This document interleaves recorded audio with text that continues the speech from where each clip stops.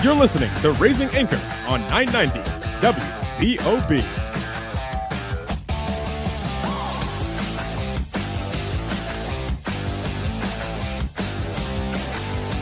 Welcome to the Raising Anchor Soccer Show with Matt Entrican and Jason Carey. Your home for news, analysis, and everything Rhode Island FC. Each week, they take you inside the locker room, inside the tactics, and inside the storyline shaping RIFC. Now, here's Matt and Jason. Rhode Island FC fly 3,000 miles to get sacked in Sacramento, falling to the Republic 2-1 in midweek action that they can't even dwell on as they head back to Prinx Tire Cup Magic this weekend. And it might not even be a matter that might not even be a match that matters, Jason, because Brooklyn FC returns to Centerville Bank Stadium. Can Khano Smith turn things around this week, find the first 3 points since the break of 21 days, and deal with a tired, injured squad? Or will we see the Amber and Blue continue to struggle? Jason Carey, co-host with the most. I almost don't want to do the show today. We talk about when losses like this happen. It's kind of depresso espresso. Not sure I want to sit in the hot seat with you tonight, buddy.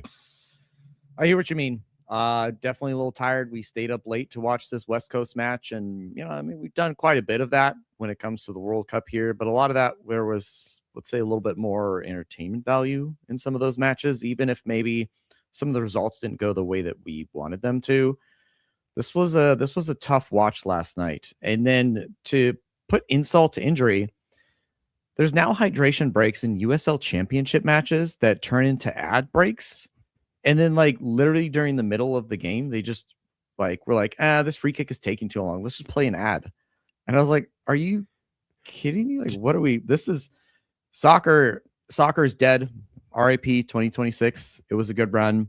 Hopefully this World Cup final will give us something to celebrate. And then from here on out, it's all downhill. Do you remember, I'm going to take you back in time. Do you remember when we were starting to learn the league in 2023 as we started to do our homework before we even signed our first player? Do you remember when we watched that first Las Vegas Lights game together and they had the DJ who started playing music whenever the ball went, out of or into touch, I should say, or out of touch? Like the DJ would quickly just do a 30-second, who let the dogs out? And then it would go back, and we were like, what is going on to the sport we love so much? Pittsburgh Riverhounds, I've seen done that too when I've watched some of their matches. And I'm like, do they disrespect soccer fans so much that they think, oh, these guys must be bored. They're going to find a ball for a throw in. Let's just blast the music at them real quick to confuse them.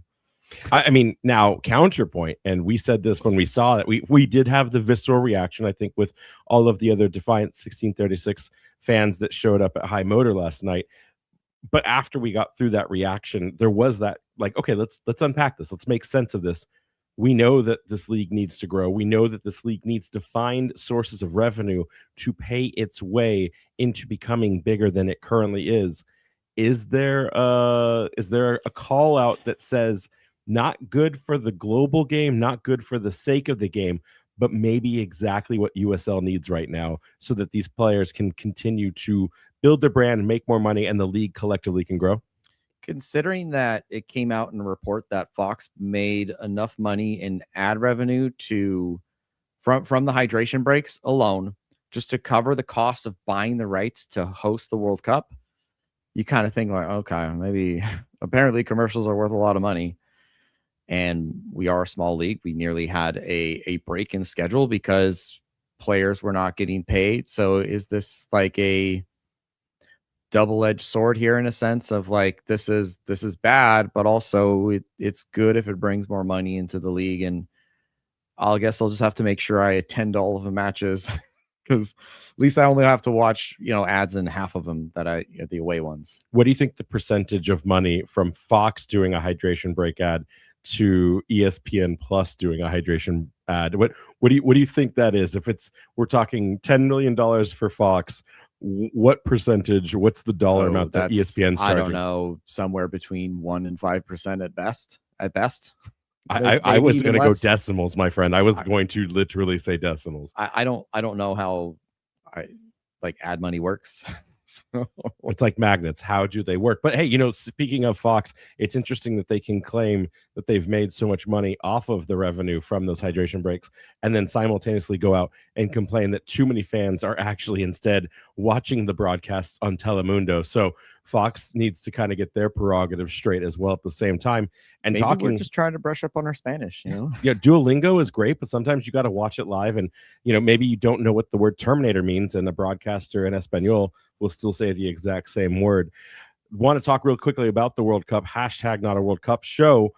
France, Morocco today. France looks like they're in the driver's seat, and they've set this into cruise control. I do not see anyone getting through them at this point. Morocco was under siege the entire match. Yeah, I think this really kind of proved that France is the best team in the tournament here. I mean, I look at even Spain is going to struggle, I think, to give them a problem. The one thing I'm curious about here is, we had cancel culture. Can we somehow use that to cancel stutter step penalties? Because they are abysmal. I don't Sign know, me up. like how do we sign a petition? Like how do we get people like more angry about this? Because they are so dumb. I would say we would have to like revolt, but that's not something America does really well when it comes to coordinating, changing things in this country. I'm not going to go there. Want to talk about who the likely opponent is for France in the final, because I just don't see them. I know that they still got to get to the semis, but let's just call it they're going to the finals. Who are they seeing on the other side? Be Spain. Like, you don't think Argentina's got it? Oh, sorry. Trying to think of the bracket. Isn't Argentina's on the other side, right? Right. No, I'm not talking. Oh, I'm talking on the final. Yeah. Sorry. Okay, I thought you meant the next semifinal. So it's going to be Spain. It'll be France and Spain. France will win that. So France is just going straight to the final. It could be Argentina, but like, it also could be fun to be Norway or England. I mean, I'm very much Team Viking at this point. I think it'd be fun if they knocked England out, and hey, maybe Norway, Argentina. And every Argentina game is just out of control because they don't know how to defend. But then they also apparently get favorable calls. But then Messi also just does his dark magic and just scores the most insane goals ever. And you're like, well, of course that happened. Not sure if I want to see it be Norway, considering we've already seen that in the group stage. But they also play their B squad against them. That's true. So I'd be curious to see a rematch of that with like, what would a full squad look like? Because there were a few moments in that match where Norway looked like they were actually causing them problems, and this was with their backup squad. So yeah. Oscar Bob not exactly bringing the thunder. We know who brings the thunder for Norway. Got to get back, though, into Rhode Island FC and talking all things USL Championship, because this is the Rhode Island FC soccer show for Raising Anchor. And want to talk about league standings here. Jason, tell us where we moved in this wonderful midweek action. We went up to 8th. We fell back to 10th. What happened in Rhode Island here on the night? Yeah, so after that 2-1 defeat to Sacramento last night, RFC find themselves in, believe it or not, 9th place. How'd you know?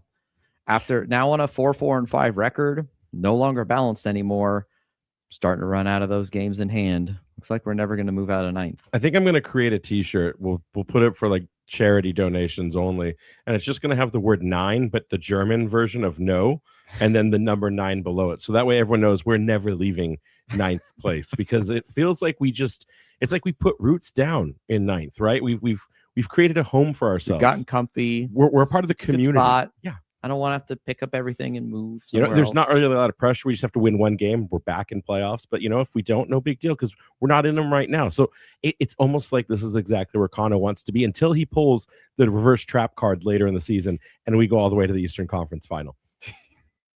Wouldn't have it any other way. So I want to ask a question to you before we get into this. Obviously, we're going to talk about the results after our first break. But looking at this, you just mentioned a second ago, we're now 4-4-5, and that's 5 losses now on the season. The symmetry is broken. We're not exactly a road team anymore, are we?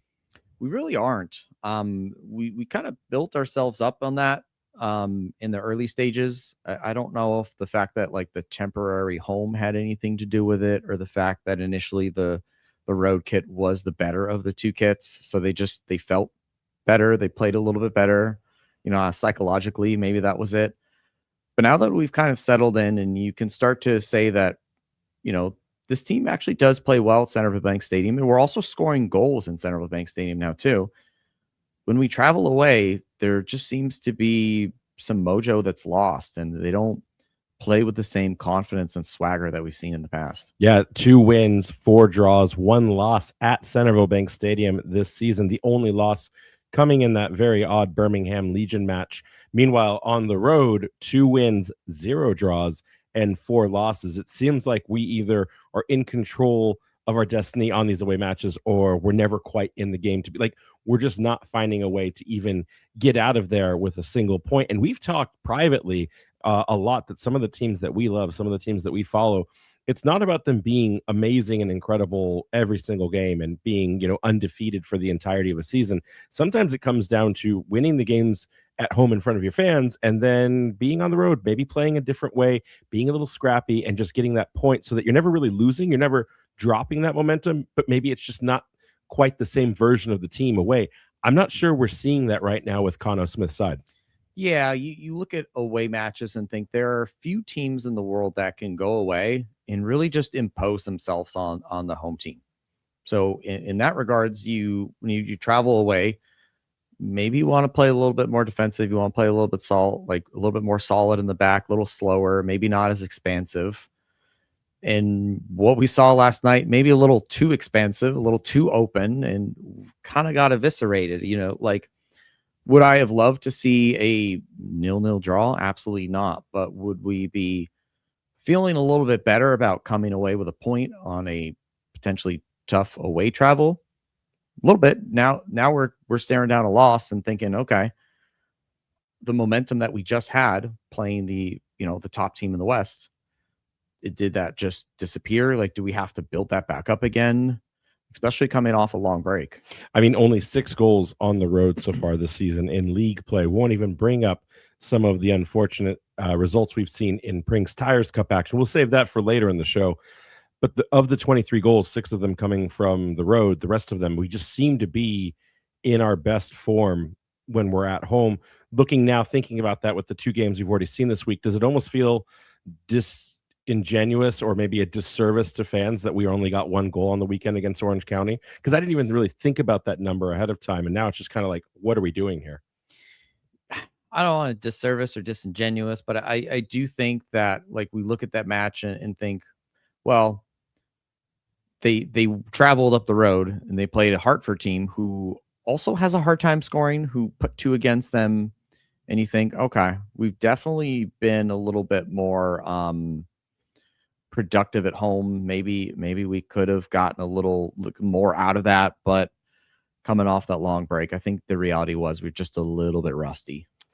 Well, we will see if that continues as we break that down later in the show. But first, we got to go to break. And when we return, we're going to talk about how exactly Khano set up for this game against Sacramento Republic. Don't go anywhere. It is the Raising Anchor Soccer Show.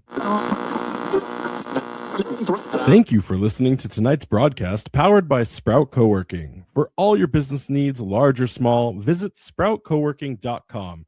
Powering 990 WBOB, that's sproutcoworking.com. Now, let's get back to the Raising Anchor Soccer Show on 990 WBOB with Matt Entrican and Jason Carey.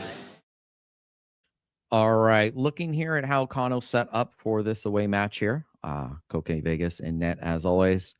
We've got an interesting lineup here. It's kind of maybe a back 5, sometimes a back 4. We'll talk about how the team is maybe not completely organized here in a second, but we've had Nick Scardina, Karifa Yao, Grant Stoneman, Frank Nodarce, and then also kind of Aldair Sanchez, somewhat playing a back 5, but he would also push up.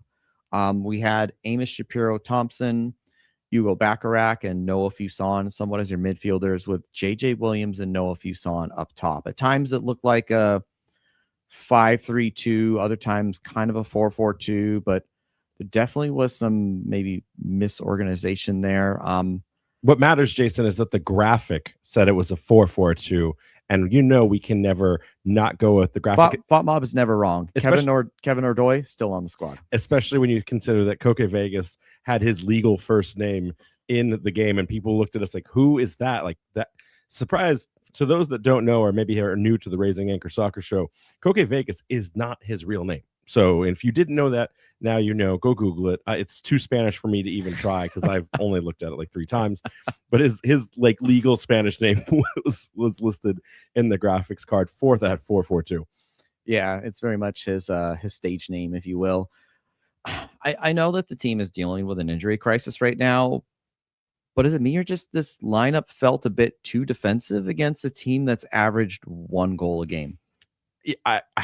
I completely agree with you. And the frustrating thing is one, it's interesting. We go to a back 5, and I think, people may argue with us. I don't care, but it was a back 5. If you go and look at the heat map, and if you go look at the average positioning, Aldair Sanchez and Frank Nadarce occupied a lot of the same space. Sure, Aldair was a little bit more far forward, but it really was a back 5 for all intent and purposes.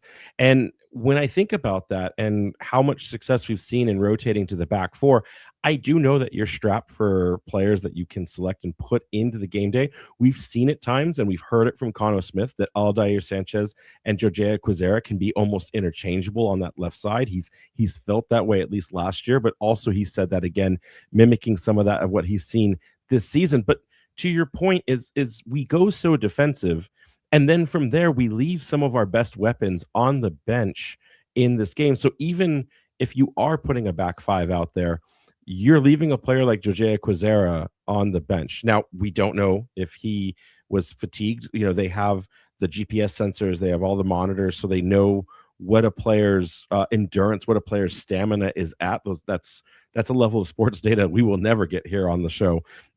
And so maybe they had to make the call for that. But like, you still leave a player like Jojea out of your starting lineup. You're asking more from players who really haven't produced at that same level. I mean, we can talk about Alfonso and Fuson, but most of their success has come from the bench this season. And you could also argue, well, okay, it's a crappy squad, so this is the moment for players like Alfonso and Fuson to show up, to say, hey, coach, I'm going to earn that starting spot back. But it felt like with the injuries, Khano wanted to tinker versus playing the best available players he had. And as a result, it kind of felt like he was going for like that second half squeeze. That only works if you don't let Sacramento score against you. And guess what they do? They go and score in the 24th minute. So that game plan goes right out the window. I think Khano got this wrong from a tactics and a setup perspective. I think he put this team into a bind right from the get-go. I mean, we can celebrate the fact Aldair Sanchez gets his 100th cap of the USL against his former team. You can celebrate that we finally saw Danny Rivera in championship action this season, along with Kevin Vang, players who we've only seen so far in Open Cup and I think Prinx Tire Cup action. Great to see them. I mean, I thought Rivera, for the 16 touches he had, I thought he looked brilliant. Kevin Vang, I didn't really see in the game as much. But, there's a height joke in there that we could make, but I'm not going to do it. Kevin Vang, I love you. I don't know, Jason. You tell me. Like, this didn't feel like we were set up tactically to win from the get.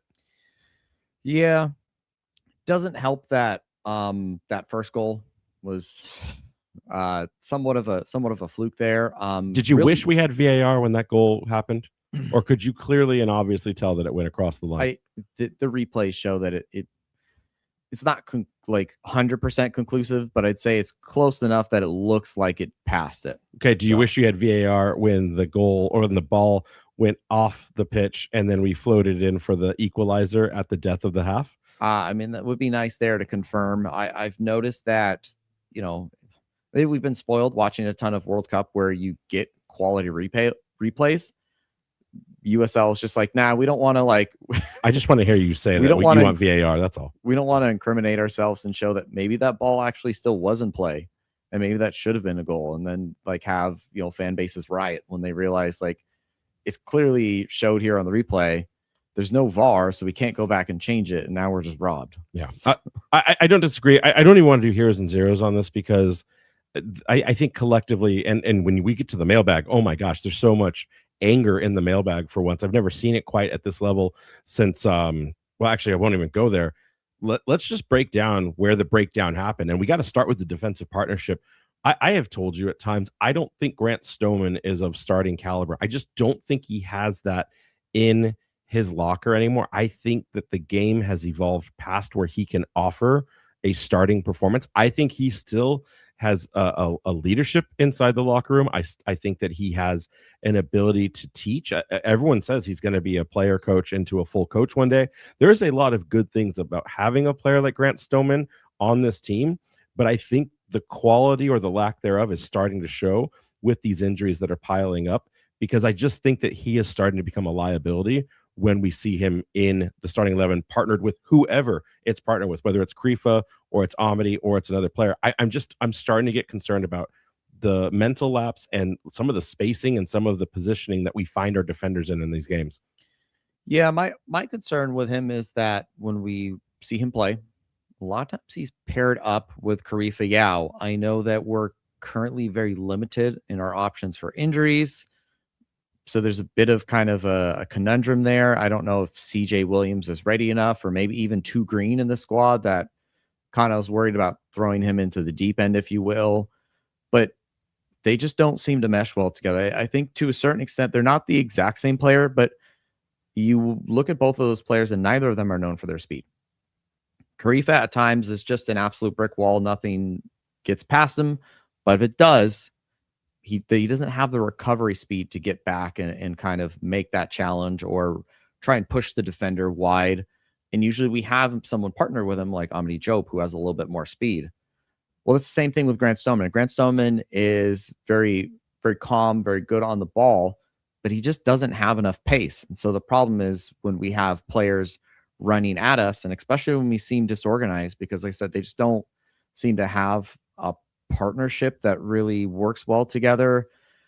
There was a lot of emergency defending, and we just were getting cut open and they were just spread too wide. And I don't know if there's something going on, but and then we have no Darcy, who has played a center back and who does have some speed. He's not the quickest, but he's definitely faster than those two. But doesn't seem like Khano trusts him to play him as a center back unless he has literally no other options. He seems to be a jack of all trade where he can't really seem to claim down one specific spot. Well, I think the other thing we have to acknowledge, no Clay Holstead, no Party in this game, because we talk about how Rhode Island doesn't really allow, the opponents can get into the final third, but when we talk about touches in our box, like that's something we do a really good job of limiting based on having that double six pivot.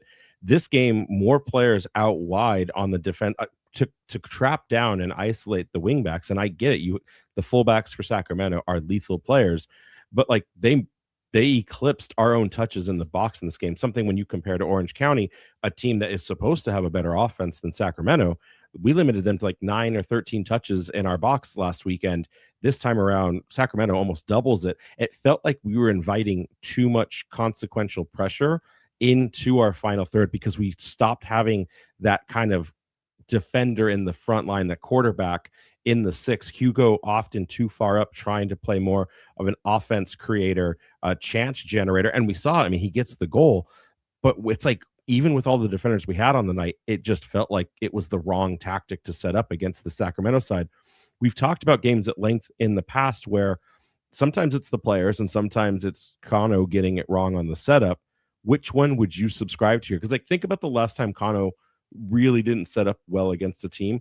Historically, it's always when we get knocked out of the playoffs, but like we've normally not done well against Pittsburgh, right? It's like we just have a lineup duel problem where sometimes the players he picks doesn't make sense to me. Was that more of this on the night with Sacramento, or was this Sacramento just finally coming alive and becoming the beasts, in the West that we've always anticipated them becoming? I honestly would think it's probably a little bit of both, because I don't ever recall a time I've ever seen a team this disjointed. They were getting overrun in the midfield. They were misplacing passes. They were being sloppy in general. And I mean, we can blame it on a short week, but they had a long break before this. So, I mean, was it too late in the night for them? Was it past their bedtime? I mean, I won't say which players, but we did see some at Hawk Club extremely late at night, like a week before we got back into the season. They're allowed to be humans. They're allowed to have lives. Yeah. But and then is this then just no Clay? Like you said, no Clay, no Party. Is he the glue that holds the team down together, who protects the defenders and really only has them deal with one or two kind of situations? it just felt like the team was so disrupted, disjointed, and we really couldn't put anything together. There's such a lack of cohesion and creativity. Are we going to blame body clocks at all? Because it's not something we talked about in the preview. We were tired watching the game. I can't even imagine on a short transition. You're going out. Your match is starting at a time when probably most of these players are going to bed in a midweek setting. They're playing till past midnight on the body clock, right? Like there's not a lot of time you get to adjust to that from a jet lag perspective. Do we get to blame body clocks at all on this one? Because otherwise we need to have a conversation about how West Coast teams line up and they have to play the games at like 5:30, and who cares if their fans show up or not. So like, do we blame body clocks? I mean, that would be something I think maybe a good question for them. I wouldn't think that 3 hours would be that big of a deal, but maybe if they have very strict regimens, potentially. I mean, you can always prepare for that. I feel like just get some extra sleep, but I just don't know if I would buy that excuse. But I'm also not a professional soccer player, so I feel like I can't weigh in too much of that. But I mean, like it does, like you mentioned, was this just Sacramento waking up? It's I don't know how to explain it. How often do we play a team who's like, we're looking at them, oh, they're down on their luck, they're not doing well, and then they have a game of their life against us. It just feels like RAFC are cursed and incredibly unlucky. I've heard this song before, yeah. And it's like, it feels like an excuse, but anyone who's a fan of this club has seen this time and time again. Look at the last two losses we've had. Indy 11, Rendon gets the little flick across his body going the wrong direction from goal and does this little cute chip over Koke to get the single goal of the game to lose 1-0. And then look at this one. It's a collision in the box, a fair challenge. Ball goes high. Koke can't track it. No defender, by the way, runs in to cover the goal mouth. And by the time Koke can see where it's going, it's too little, too late. Like, we don't get those kinds of goals. We don't get that kind of luck going our direction. We always have to fight hard for like just amazing, incredible sequence and build up, the right place, right time, and set pieces, or like some golazzos where, and I'm not talking the luck in the golazzo. I'm talking like skilled shot taken from a place that they always practice it versus a little deflection here, a little chaos here. Is Rhode Island FC unlucky then at this point? I think so. I don't know any other way to describe it. I mean, I think to a certain extent you do in sports, right? You have to create your own luck by working hard. That's what XG is for. Yeah. But like you look at this game and there are no givens in this league, right? And from top to bottom, there's parity in this league. Any team can beat anybody. But Sacramento Republic are rated 24th out of 25 in the league. Like they aren't particularly. They were the worst team.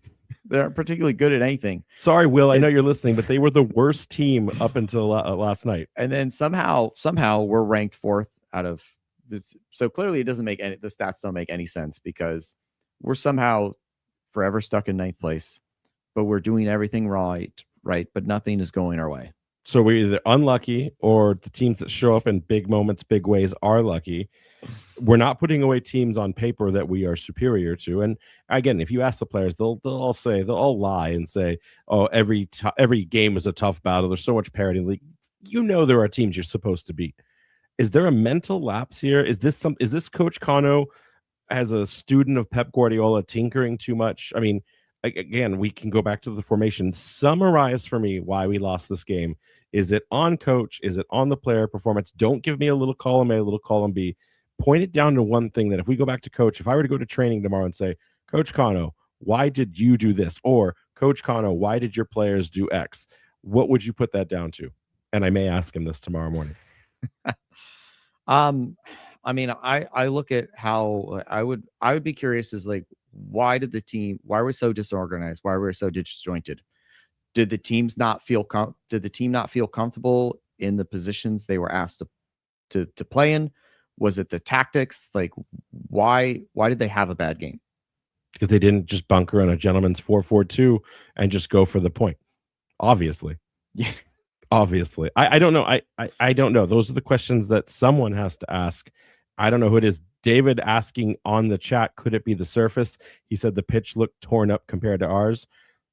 It could have been. I mean, there's probably a plethora of different things that could have happened, but this team knew how important it was. There's not many games in hand that we have, and this one was a squandered game in hand. We got nothing out of this, and we've talked about protecting that advantage, and nothing came of it as a result.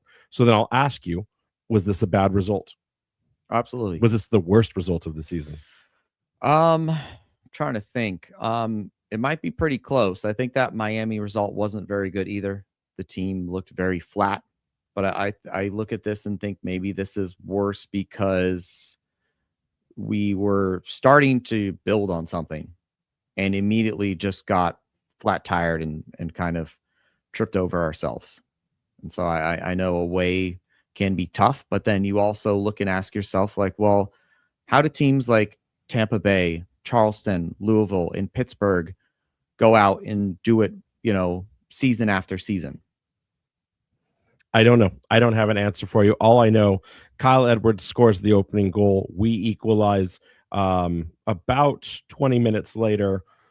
Then we get scored on again, and then the second half just doesn't matter in this game. Mark Anthony Kaye with 2 assists, Kyle Edwards with a goal. We talked about how he was just so good. 12 goals and 10 starts for Hartford Athletic, doing the work there. I don't know what else to tell you about this game other than I wish I could purge it from my memory. I think the only thing I would disagree with, Jason, is the fact that this isn't a worse result because we haven't seen success against Sacramento yet in a way we want to, quickly becoming the Pittsburgh Riverhounds of the West for us. But this wasn't an Eastern Conference team, so I'm okay with dropping points to a Western Conference opponent. I think, to your point, the Miami game could haunt us later. The Sporting Jacks could haunt us, but probably most likely the Birmingham game is what's going to haunt us, because if Birmingham figures their act out, they're probably the most likely going to be the ones chasing after us. I think Miami is going to show who they really are by the end of the season, and it's going to be a problem. And I can't wait to talk about that in about 3 more months as we pretend that the September rise is going to happen. But we've got to go to break, and when we return, we're going to hit the garage and check in on the Prinx Tire Cup action ahead on this weekend. Don't go anywhere. It's the Raising Anchor Soccer Show. Fans, as the weather becomes more and more unpredictable, be sure to check out 990 WBOB's weather page for all your temperature, storm, and travel info. Stay prepared for whatever Mother Nature has in store with the 990 WBOB weather page. Now, let's get back to the Raising Anchor Soccer Show on 990 WBOB with Matt Entrican and Jason Carey. All right, now here in Prinx Cup conversation brought to you by originally Jägermeister. Let's talk about these table standings here for a second, Jason. We're only going Group 5. If you really want to get in the nitty-gritty of the entirety of the tournament, that's your prerogative. But here we're going to focus on what matters in this Group 5 action. Yeah, so taking a look at Group 5 here, we have at the top of the group, Hartford with 7 points, Brooklyn in second with 6, RAFC in third with 5th, Hearts of Pine right behind us with 4th. Rounding out the bottom there, Cosmos with 3 points and Westchester with 2 points.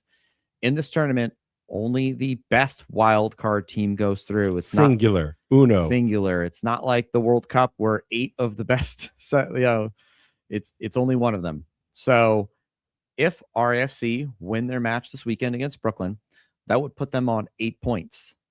That would be, potentially a second point, like second place. It really depends. To top the group, though, that means Westchester has to get a result against Hartford. And this is Hartford's competition. They won last year. I mean, they just put up 2 goals against Orange County Soccer Club the other night. Maybe something in them is finally waking up. I just don't know if I trust Westchester to do the work for us. And if we take a look at the other groups, which we're not going to go through, currently every second place team in their respective group as a wild card has at least 1 more point than us. So we need every single second place team to not get a result for us to sneak through the wild card. It feels very much like to tie it back to World Cup. There's all those graphs going around for Scotland of okay, how can Scotland sneak in with 3 points? It's well, A, B, and C, D, E, F, and G. We need like 4 of those all to happen at the same point. So in Connor McGlynn we trust is what I'm hearing. I mean, it's really not in our control of our destiny. Real fast, I want to talk about the format of the tournament. There's 44 teams, I believe, in this between USL 1 and USL Championship. Having now experienced the expanded format of the World Cup, I really wish that they had, instead of having most of these groups be 6 teams, I really wish that they had brought them down to 4 teams and had the next 2 teams move on and then played for something more, because at this point, we're now playing games and so many teams don't make it forward. It almost feels like a disservice. Like, I don't know, like at this point, and I'm sure the teams that are at the top, they've earned their way. So they would say, no, we fought for this. We deserve it. And last year that was us, right? We were first in our group, but it's almost more fun to see this be something where you limit the amount of teams, and it's 2 championship teams, 2 USL 1 teams, 2 teams can move on. And then you randomize the tournament, and then everyone can go wherever. I know they want to protect it from a financial travel perspective, but then it becomes too much like the Open Cup. I really think for this to get traction and get legs under it, I think they need to reduce the groups, make the knockout games where 2 of the 4 can move on, and then see what happens. And I think that's where I have to. Maybe there's a couple instances where, again, a 3rd place wild card can extend the match, but this just seems boring at this point, that knowing there's only 1 team out of 6 in group 5 that are making it, and then the other 5 just are sitting here twiddling their thumbs. Like, it almost feels stupid that this is how we're moving on. I think you look at this and like a sicko like John Morrissey will love all the different permutations and enjoy that. But as the fan of a singular team, you're like, well, cool, we're essentially knocked out. So what does this game mean to me? I mean, I'm looking at it right now. No one can catch Colorado Springs Switchbacks. They've won Group 2. So there's 5 teams that are probably out. San Antonio most likely has Group 3. Louisville and Indy are probably the closest fight because they're only 1 point apart. Hartford and Brooklyn technically, but Hartford's got to kind of give me, since they're playing Westchester, who has 2 points. So you could say that one's done.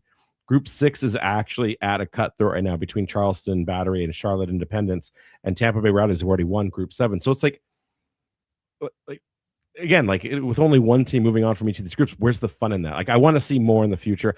I don't want to see it come at the expense of additional championship games in regular season taken away, but there's got to be a way that we can find a better balance to this, because this doesn't feel fun. And maybe it does come from the fact that you play 1 less game anyways than if you don't have 4 teams that you have to fight in the group stage, because we didn't even play everyone in our group. Talk about unfair parity there. Like, I think this needs to get a little bit reverse engineered for the next year iteration. Not really a fan of it right now.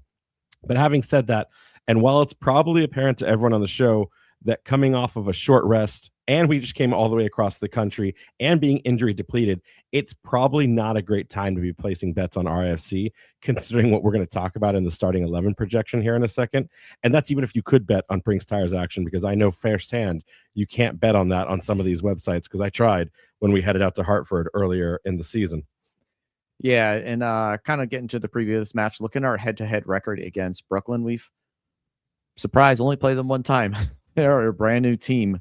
And that was at home this year, May 29th, which saw both JJ and Josiah record a brace, giving RFC a 4-1 victory. Since that match, they've played 4 league matches. They had an indie match that was postponed, probably due to some crazy weather in the Midwest.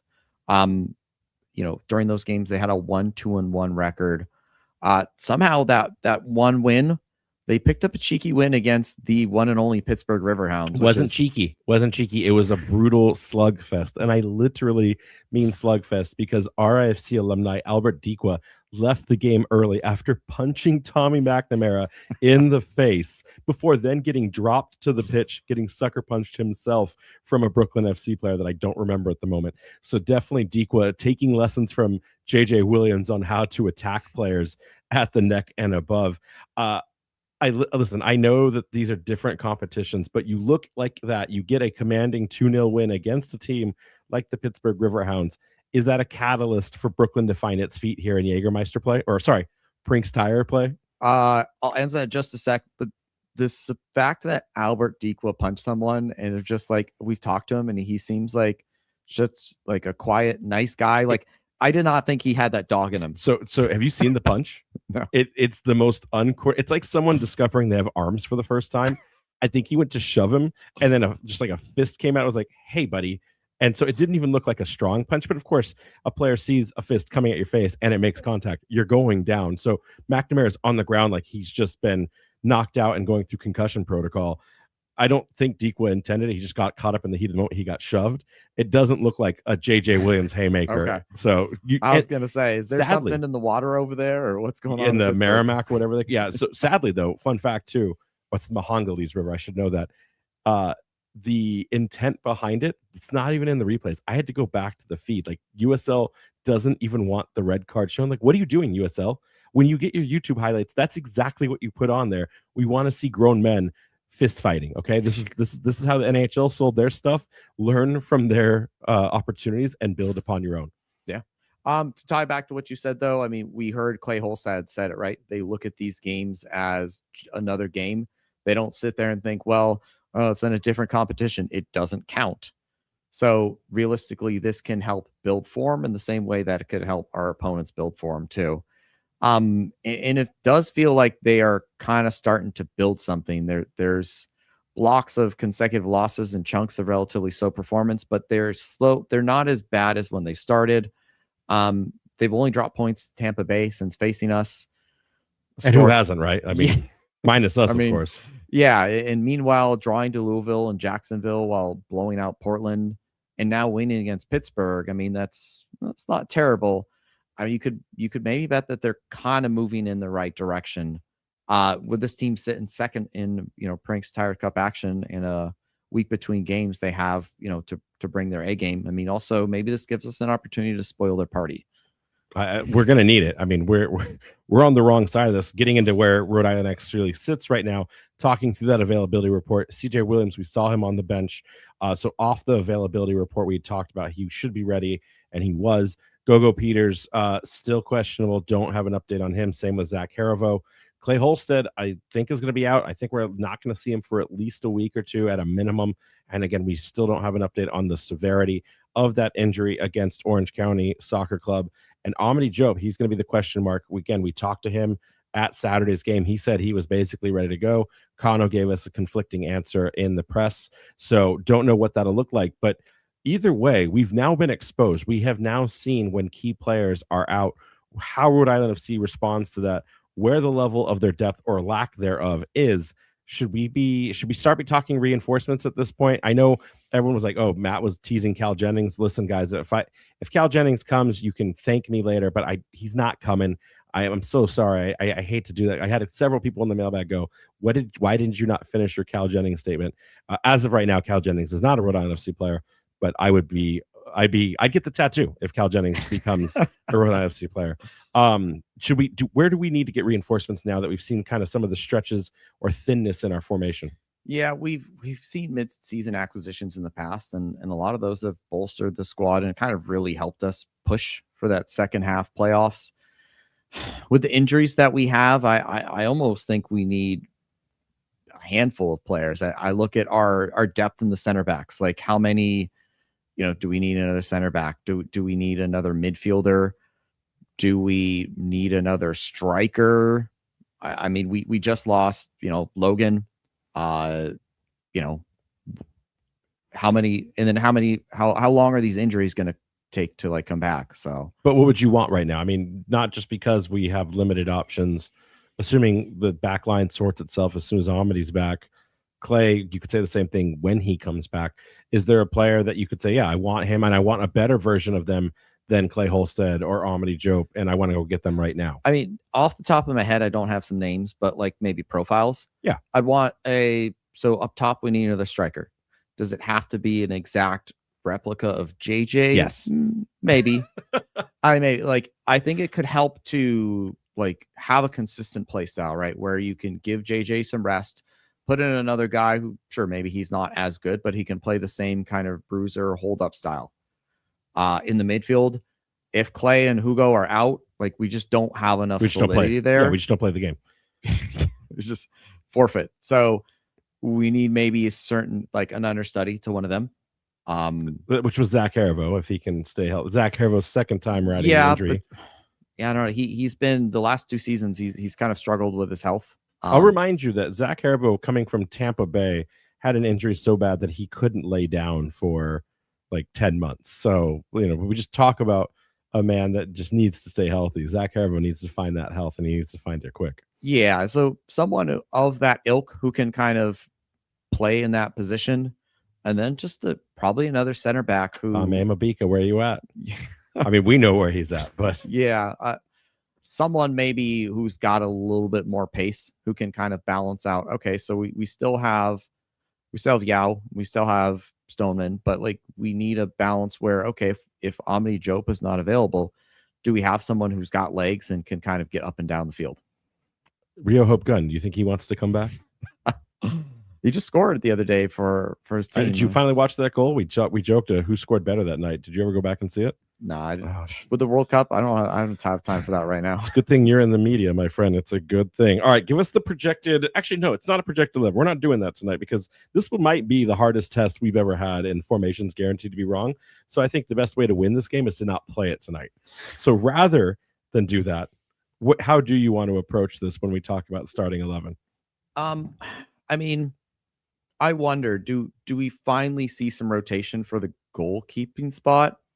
Because at this point, not to say that this game doesn't matter, but we have to win, and we also have to have the dominoes fall in a certain way. So, if we don't see anyone here, we will never see another goalkeeper this season, barring some sort of injury.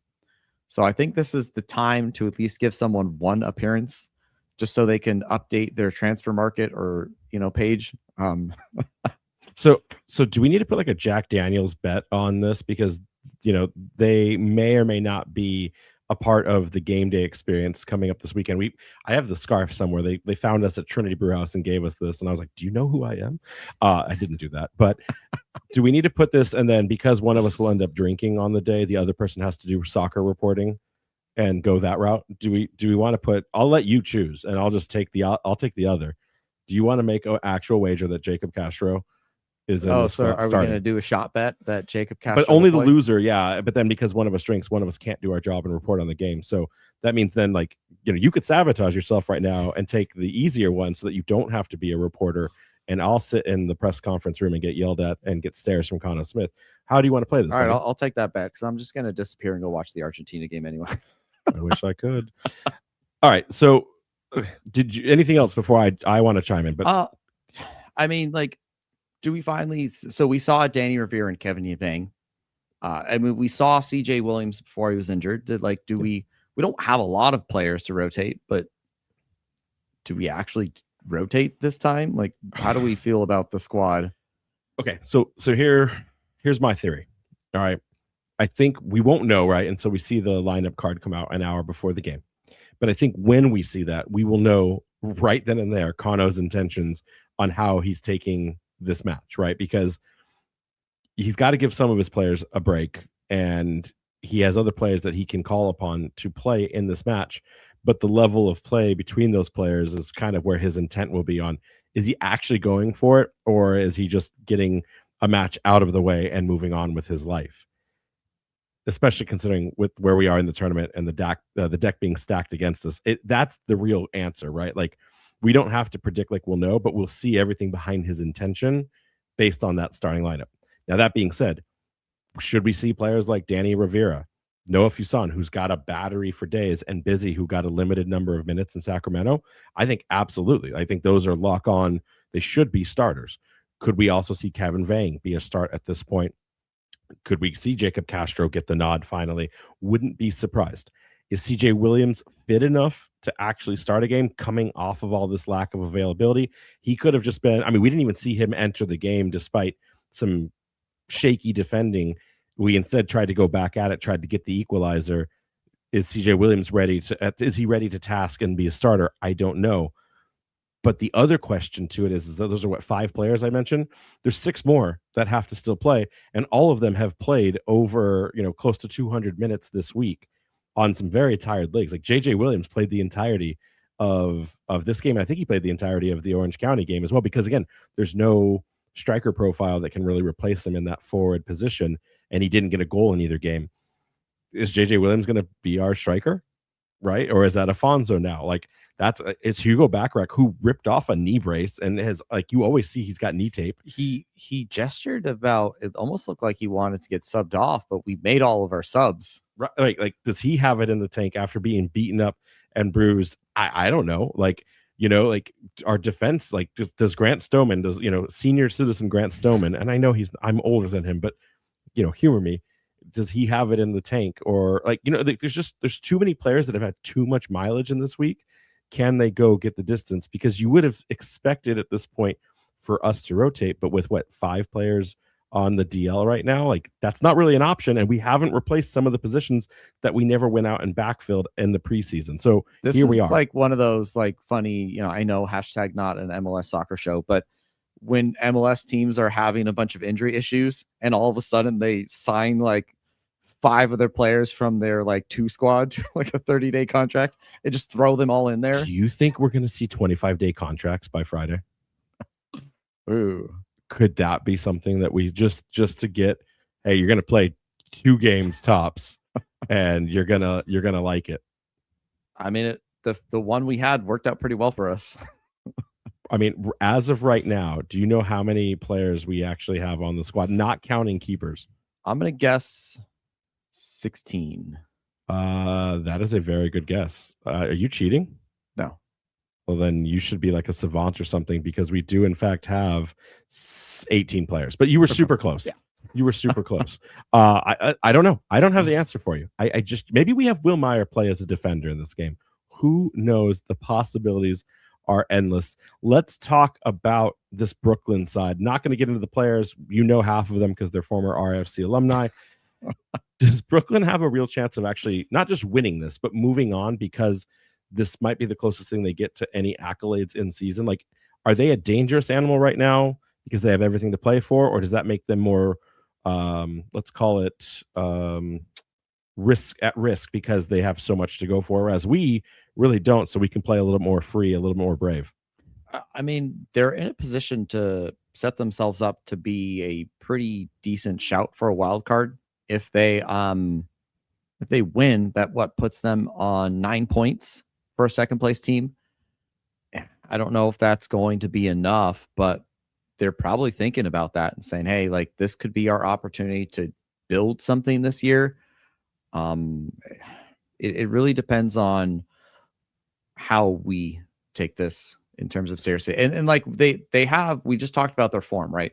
While not amazing, they're starting to get something together, because when we first played them earlier on, they were all over the place. They picked up a win against Charleston, I think, early on, but so did we. And Charleston was really all over the place until they recently kind of sorted themselves out.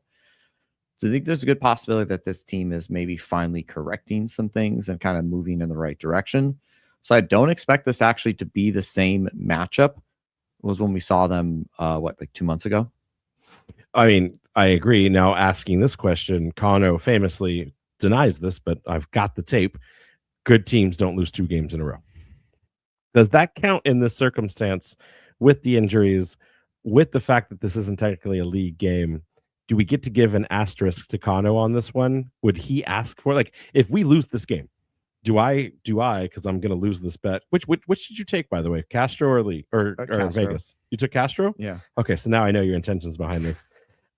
Do I sit in front of the post game and ask him, you told us good teams don't lose 2 in a row. Is Rhode Island FC a good team? Well, does Khano tell me? I never said that about USL Prinx Tire's action. So I would argue that, like, we aren't a good team. How many wins have we strung together? You're going into the post game with that attitude. You're setting me up for success here. We aren't. We're in 9th place. We just lost 2-1 to a team who had been kind of struggling in Sierra score. We gave up 2 goals against them. That doesn't mean that we can't become a good team, because we've seen the song and dance before with this team. They figure out what to do in the second half of the season, and we're still kind of floundering around, figuring out what our best lineup, figuring out what our tactics are to kind of have something consistent.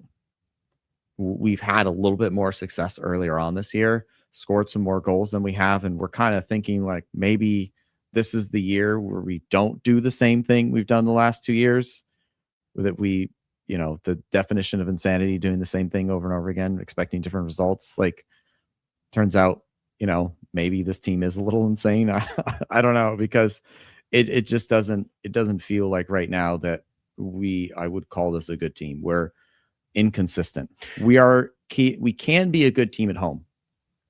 I think we've had some results where 2 of the top teams in this league came to Centerville Bank Stadium. While we didn't beat them, we looked slightly dominant against them and were able to hold them to 1-1 draws. So I think you look at that and say, at home, this team can be good. So we need a home playoff berth more than ever then. Yeah, except for we can't pick up any points away. So it's gonna be a struggle. I look at this Prinx Tires group standing, and one of the things that, should we win, and let's say Connor McGlynn pulls out a worldie and gets a hat trick and is the hero we deserve, and somehow we take the top of the table, we still need goals if it comes down to any kind of tiebreaker situations. Right now, we only have a +2 differential. Most of the teams that are running away with certain attributes, they have like 6 or 5. So not only do we have to win this game if we have a hope of moving on, but we have to win it by like a 3+ goal differential. Do you think that we can pull that off in the eyes of Brooklyn, who are probably going to be pretty protective of not going through that similar experience of losing 4-1 like they did in league play? I think it'd be possible with a healthy squad. Oh, so it's not possible because we're not healthy. Okay. I think there's a very good world where we can still win this match, but is it going to be 4-1 again? Probably not. So then, knowing our soccer fans, and please, for the dozens and dozens and dozens of you in here right now, want to ask this question: if we bow out of the Prinx Tire now here, whereas last year we won it, do we look at this as an objective failure because this club could not reproduce similar results? And does it make it worse that we're potentially gifting the advancement of our hated rivals in Hartford, taking that on? I'm curious what the chat says, but while they pontificate, Jason, what do you think about that? Should the fans get into an uproar because we take an early exit out of Prinx? I think it'll be very disappointing. If we do what we've done in the past and go on a successful run into the playoffs, then I think people forget about that. It's not going to be a big deal. But if we get knocked out of Prinx Cup action, and then we also maybe don't have a good second half of the season, I think this will be looked on as a bad or unsuccessful season. Well, then how does Rhode Island FC take 3 points here at Centerville Bank Stadium on the weekend? They're going to have to score first. We saw last night, it when we get scored on first, doesn't go our way very often, if ever. The goals really change everything. And I think this battle of the night is going to be kind of Rhode Island's midfield versus Brooklyn's press. Even with the rotation, the midfield's got to dictate possession, avoid cheap giveaways. There was so many bad passing sequences in yesterday's game. So many failed combinations. Uncharacteristically poor, yeah. And that if that first line of pressure is broken consistently, Brooklyn will be forced to retreat and defend deeper.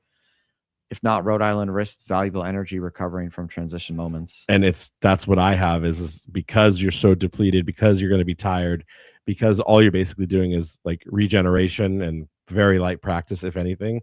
To me, this is a game about conserving energy, being efficient.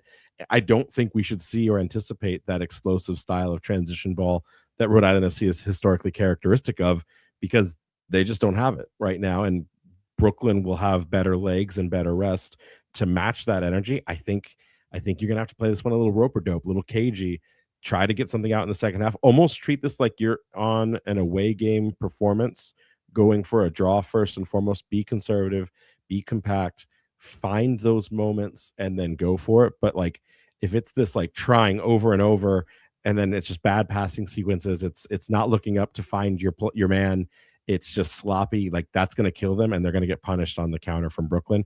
I mean, we go back and watch the Pittsburgh game if you don't believe me, and you could argue Pittsburgh was in a much better endurance position than we will be coming into this match. So It's been a great show. We do still have more, but we're going to cut this for the radio programming. So if you're still here with us, don't go anywhere. It's going to be the mailbag when we return, all here on the Raising Anchor Soccer Show. Now, let's get back to the Raising Anchor Soccer Show on 990 WBOB with Matt Entrican and Jason Carey. Jason, this one's going to be painful. This might be the most angriest mailbag I have ever seen in my life. Joe P starts it off with just an overall flat performance, except for Shapiro Thompson and Hugo. It looked like jet lag hit this side. Now we have injuries to deal with. It is up to the bench to pick it up. The talent is there. They just need the sense of urgency. They are still in the playoff hunt. This is the only nice one of the night. Everything else just gets depressing. Joe always with good commentary there. Do you think though that are we still in the playoff hunt? I mean, is the Hopium still with you? We're on the outside looking in. You did not just use a stained lyric on us. I mean, we are in the sense that because 8 teams can make it through, and there are some teams below us that are pretty bad. And like you said, I think Miami's the luster is kind of falling off of them unless somehow their Curaçao players come back with that like World Cup energy or something. You know, we'll see though. Bob D says, I lost 2 hours of sleep watching this. Will this team ever come from behind and win a game? So I don't know if we've done it yet this season, but we have done it in the past, Bob. I remember very, very distinctly when the North Carolina game, like the second game ever at home in Centerville Bank Stadium, it was like at the death, Maxi burying like the penalty. One last year also. I think we had like two wins last year. I don't know if we've done one yet this season, but hey, listen, anything's possible. Okay. If Cape Verde can hold Argentina to 2 goals for almost 120 minutes, like anything is possible, my friend. Eric N writes in, absolutely abysmal. We are wasting games in hand with terrible performances. The only silver lining here is at least I didn't have to watch that result at home. Yeah, but you had to watch ads. I kind of, I wouldn't use the word abysmal, but I was not feeling that performance at all. And I'm kind of a little frustrated too that the games in hand that we have are starting to slip away. Lynn K says, I'm really upset that I watched the match today, despite knowing the result ahead of time.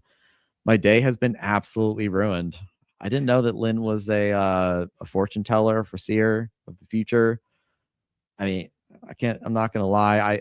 No. I got this email at like 12:30 today. So she woke up, or he, I don't know if this is a female or male or are they Lynn, but all I do know is that they're saying that they saw that they must have woken up to the scoreline and then still actively chose to watch the game. Oh yeah, no, that's terrible. Or this is a delayed email, and that I don't know which one it is, but my guess is based on the time of day they sent the email that this is how that went down. Listen, if you know the result, don't do this to yourself. That's all I can say. Just wait till the show comes on and commiserate with us, and we'll give you the nitty gritties of what happened, and then you can pretend like it never happened. We have to watch the show. Unless you spend your free time talking into a mic about the game, if you see the result is bad, just don't do it. I will remind people that when games happen, whether they're live at Centerville or they are away games, 9 out of 10 times we watch the game and then we rewatch the game one additional time.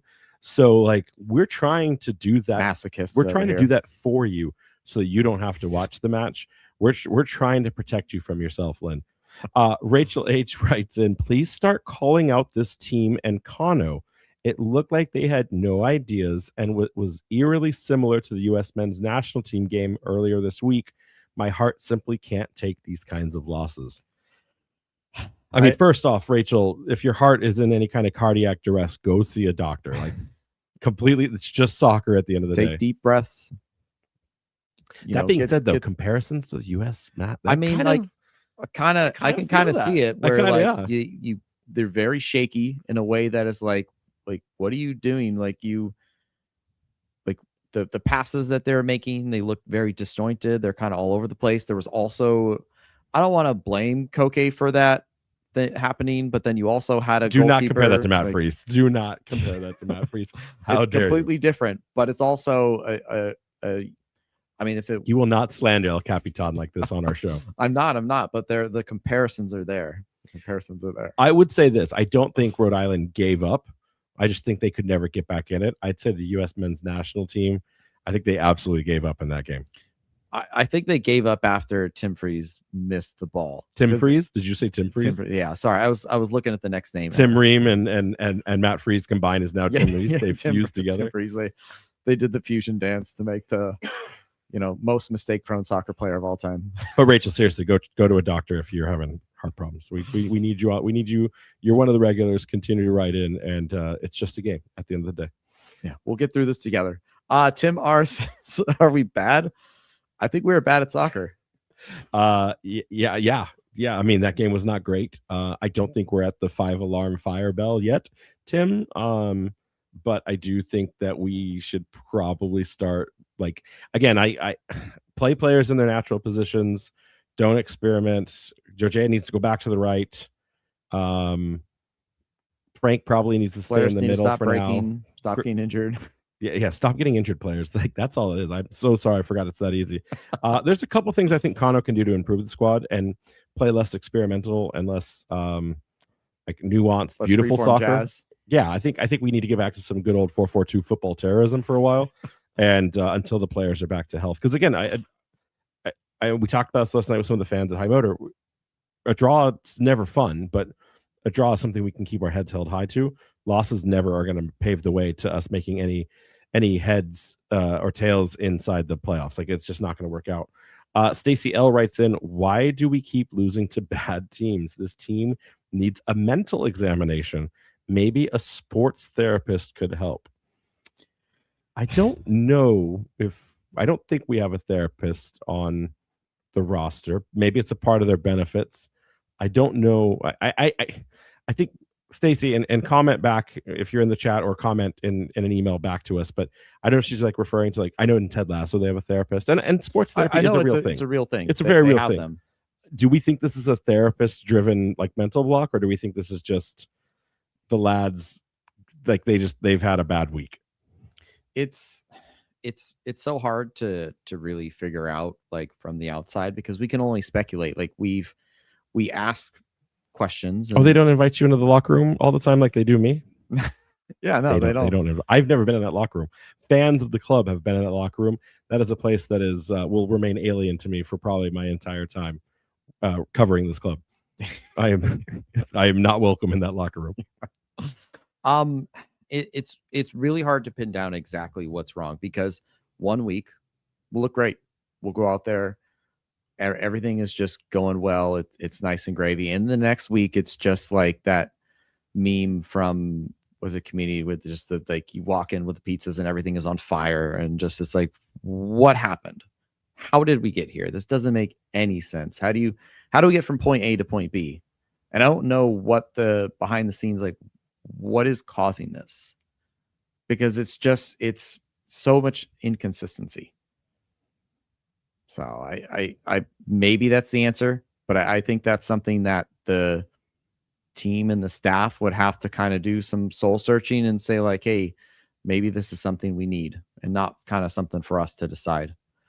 Brian A says, I swear we are the unluckiest team in the league. That first goal would only happen to us. I mean, I kind of agree too. I think we kind of touched on this, and I cheated. I probably brought this up when we were talking. I've seen some howlers in this league, but it just feels like whenever we give up a goal, somehow it's the most amazing goal ever. This player has never scored a worldie before, or it's just a comedy of errors. Oh, Malongo's goal in the second goal for Sacramento. Oh, that was a good goal. That was a great goal. The argument wasn't that he took the goal and he probably couldn't replicate that, 3 out of 10 times. The problem was we gave him so much space to encroach into the top of the box to line up for that shot. Grant Stoneman didn't come out. Grant Stoneman caged in and tried to block down the shooting lane. He didn't mirror and match it correctly. But when you bend a shot like that, there's very little you can do. The question's not on the second goal that Sacramento got. It's that first goal and our failure to respond to it in its entirety. But I agree with you, Jason, on that. And I also agree with Brian. We probably are a bit unlucky in that regard. I still think too that we still need to do some sort of seance or something to uncurse the team. That comes in September or August when we haven't gotten that second half, swing that we all like. When it becomes a second half slide, that's when we start hitting the panic button, start doing the burn pit in the center of Centerville Bank Stadium. I will say this though, one of the curious things about how teams line up, do you think because Rhode Island FC has seen success? I mean, we haven't won anything ever, but we have gone further than most teams in the last 2 years. Do you think that causes a chip on the shoulder of our opponents to a certain degree? Like, we're not loud and walking in with, our laundry still dirty and asking them to use their machines to do it before the game.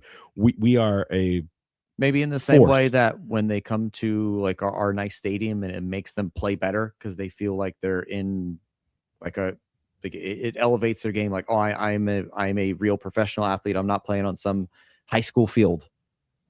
I mean, it's I don't know. I'm wondering if Rhode Island FC has a reputation amongst other teams. It's like they're a team we can't take for granted. Not that any team would be, but like we have to show up extra hard for, JJ Williams is going to smack us around if we don't play our A game. I don't know. We'll have to figure that out. Last question of the night. Dave S. writes in, why should I go to the game this weekend? It's a cup competition we are out of. Well, maybe not, Dave. I don't know. We did the numbers earlier. But it's sandwiched between 2 quarterfinal World Cup games, and knowing us, it'll probably rain. Convince me to go. Jason, how do you get Dave from glass half empty to glass half full right now? I mean, well, the S stands for sicko, right? So we know that you're a sicko, Dave. Apparently there may or may not be some sort of Jack Daniels event there. There's bobbleheads. That's not this weekend. Oh, it's not. That's the Hartford game. Okay, so there's sunglasses. It's Pride Night. It's Pride Night. So there's not nothing. It is Pride Night, celebrated outside of Pride. There's month. Also Cape Verdean Heritage Night. They've announced a lot of things, and some of them have to be overlapping because because Cape Verde is July 5th is their independence, and so they didn't want to share it with America's 250, so they're sharing it with Pride Night instead. Okay, so and we only had one game in June, so too many things happened. Yeah. And then also because we have the best community in all of USL. But also, I hear you. I am worried about the overlap of the Argentina game starting while this game is still going on. I'm curious how Rhode Island FC will be attended and how they will manage, like, when you see fans leave. If the game is like a blowout one way or another, like, are we going to see what we used to see back in Los Angeles, like people leaving in the 70th minute because they want to go get stuck on that hill in Dodger Stadium, so you got to leave. All right. Well, Dave, I hope to see you there. We will be there. And just know this, I will be in the post-game press scrum sitting there for 20 minutes interviewing people who want to maybe be interviewed while the Argentina game is almost at halftime. So if I have to suffer, you should have to suffer too, buddy. I'm not giving you roses. I'm giving you the doom and gloom. Or suffer with me watching Argentina. What's the ref report here? Looking at our refs here, we have Guido Gonzalez Jr. Assistant refs are Tom Felice and Andrew Karen, with the fourth official being Justin Saporito. I don't think we've ever had Gonzalez Jr. as a ref. Tom Felice looks familiar, but I think he's always been an AR. So who knows? We'll talk about whether they are a storyline, as we almost always do in the recap next week. Watch information for this game. Reminder, it is Pride Night at Centerville Bank Stadium. Tailgate lots are opening at 4:30 p.m. Rest of parking at 5:30, and gates, of course, opening at 6:30. Kickoff set for 7:30. As of right now, Dave, it's a 78-degree, beautiful evening. No rain in the forecast. But like you said, who knows? And you should always just bring an emergency poncho just in case, because you never know. Yeah. Just pack a sandwich. It's Rhode Island. Pack a sandwich, pack a poncho. I don't know if it's because it was a tough match that has somehow made us revert back to our old selves and we somehow went an hour plus. No, it's too much to talk about. It's World Cup. We have 3 games in 7 days. We knew we were going to blow the timeline off of this one. I already sent the report to the radio station, like, hey, this is not going to be easy for you guys to mix back into the station. This one's not going to be a fun one. So that's on them. That's why they pay us the big bucks, Yeah. Anyways, it's always great. Thanks for joining us, guys. We'll catch you next time. Anchors up. Anchors up. You've been listening to the Raising Anchor Soccer Show. You can follow the show on Twitter, Threads, Blue Sky, and TikTok at RIFC Podcast, and at Raising Anchor on Instagram.